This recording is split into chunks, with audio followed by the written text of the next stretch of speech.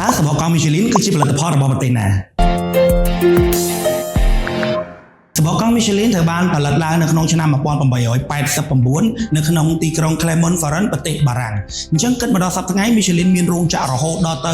120រោងចក្រដែលក្នុងនោះយើងរាប់បញ្ចូលទាំងរោងចក្រផលិតជាមួយនឹងវត្ថុធាតុដើមរោងចក្រផលិតជាមួយនឹងសម្បកកង់ក៏ដូចជាមជ្ឈមណ្ឌលត្រួតពិនិត្យទៅលើគុណភាពរបស់សម្បកកង់ដើម្បីធ្វើការចែកចាយរហូតដល់ទៅ81ប្រទេសទូទាំងពិភពលោកចំណុចដែលពិសេសនោះគឺគ្រប់សម្បកកង់របស់ Michelin ទាំងអស់មិនថាចេញពីរោងចក្រមួយណានោះទេគឺត្រូវបានប្រើជាមួយនឹងវត្ថុធាតុដើមតែមួយស្តង់ដារតែមួយធ្វើឲ្យគ្រប់សម្បកកង់ទាំងអស់មានគុណភាពដូចគ្នាហើយទទួលបានការធានារហូតដល់ទៅ6ឆ្នាំចេញពីរោងចក្រផ្ទាល់ដូចគ្នា